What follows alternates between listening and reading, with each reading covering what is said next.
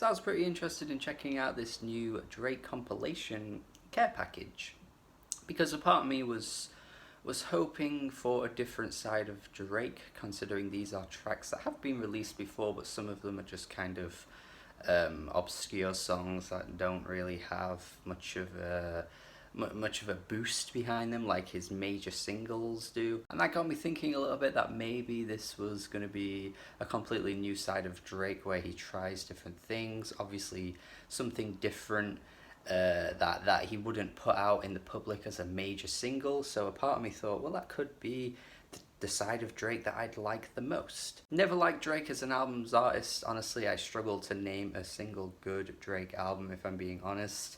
But in terms of singles, I think he has a lot of good tracks, a lot more than your average music critic would be willing to admit. Nice for What, Hold On We're Going Home, Passion Fruit, a few others too. Hotline Bling's pretty good, but unfortunately, Care Package is as weak as you could get with Drake. This was a slog. This was hard to sit through. This is not good. I will say there are a few good tracks sprinkled in this album here, or should I say compilation, but they pretty much come at the beginning and then fade away, and they never come back. They just never come back, and you're just sat for an hour hoping for something good to come.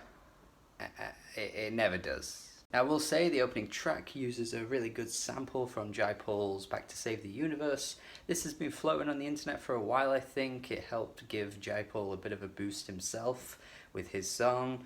Only goes to show how quite influential he has been with his own music, and I think Drake incorporates it into his own song well. Second track, we got Sampha on vocals. Sampha always comes through on a feature.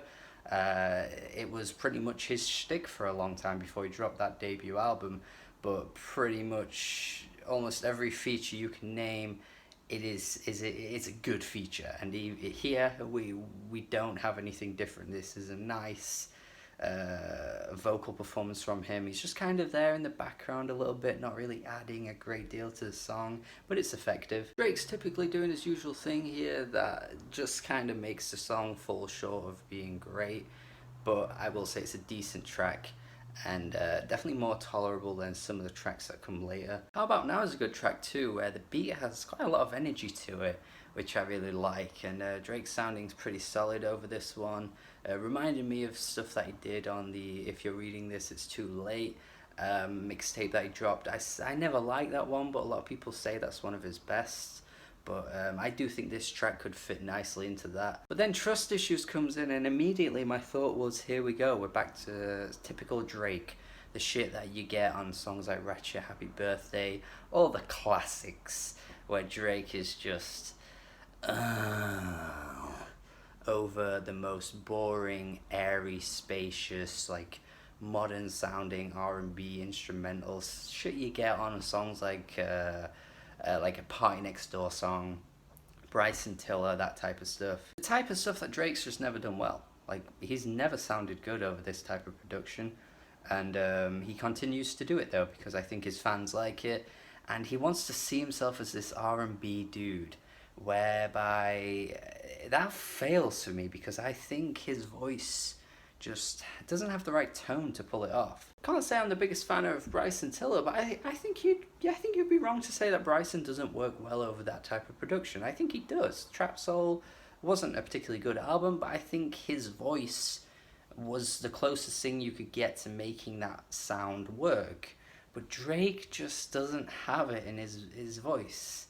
It just doesn't work. He has a very coarse voice, and he does his usual thing where he'll like say a line and then take that pause and then say another line and take that pause. He just continuously does that thing across most of the songs of this album, and it gets boring so quickly. I Get Lonely is your typical Drake in his feelings type song, or, you know, talking about how he needs a girl and how he can't stay lonely. It's just very, very cliche type stuff here, and it makes sense that this never made it onto an actual album, because you've probably heard Drake sing about a very similar thing 50 different times already. I'm not saying that every artist needs to be this versatile artist who changes their image with every album, but you also can't be an artist that keeps the same image for every album. I mean, it's worked for him, but I just don't think it works in the long run. I think people are eventually going to see through this and just kind of look back on his albums and think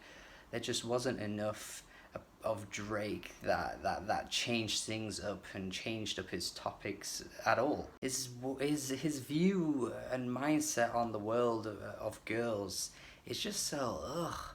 I mean, I'm not saying that he's this sexist guy who says misogynistic things.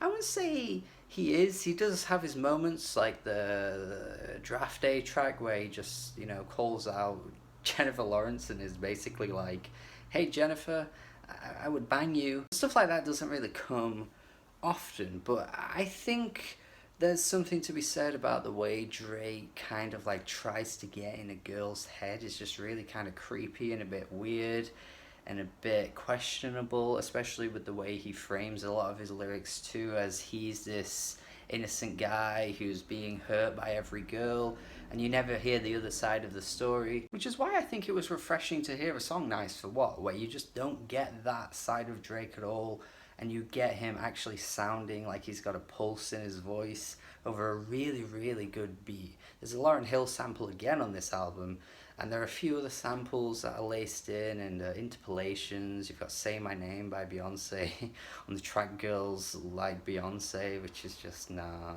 Girls love Beyonce, should I say, actually. I did misspeak there, but yeah, the Say My Name usage is very, very lazy. We got a J. Cole feature here. That's just as boring as any other J. Cole verse you could find on his past couple of albums, to be honest. Rick Ross dropping some of the worst lines I think I've heard in a long time. Talking about how a girl masturbates in his Porsche and how she doesn't have a single wrinkle on her ass. It's just like, Rick,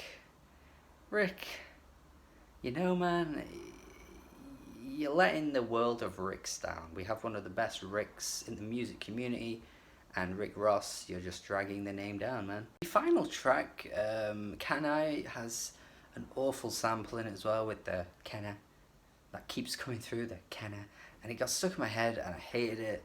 And again, just Drake not adding anything interesting to this track. The beat is just so sparse. It's just dead. It's just completely dead. So yeah, apart from the tracks that I said were good at the beginning of this compilation, and 5 a.m. in Toronto, which I think is a pretty solid track too. Drake's just spitting pretty hard over this boom bap type instrumental. It's pretty alright. Not really the most exciting song I think you could get from Drake, but in context of this album, I would definitely call it a highlight. But yeah, that's about it. 17 tracks of Drake doing his usual shit. If you're a Drake fan at this point, these songs have already been out there, so you may already have them, locked in as some of your favorite Drake songs, or you might just ignore them completely and consider them pretty subpar ones. The only thing I can say positive really is that this isn't worse than his worst albums, Fuse and Scorpion, but it's still not better than some of his better albums, like Nothing Was the Same. So yeah, it's just kind of somewhere in the middle, but it's still pretty bad. Sadly didn't get what I was wanting out of this one, but a 4 out of 10 from me. It's pretty bad, and you're probably going to skip this because at this point people are pretty confident that they know what they're going to get with Drake, but I just was intrigued, hoping that there was going to be something different, and there just isn't. Thank you for watching this review. Have a good day. Subscribe if you haven't already. That would be great. Thank you for watching. Have a good day. Bye.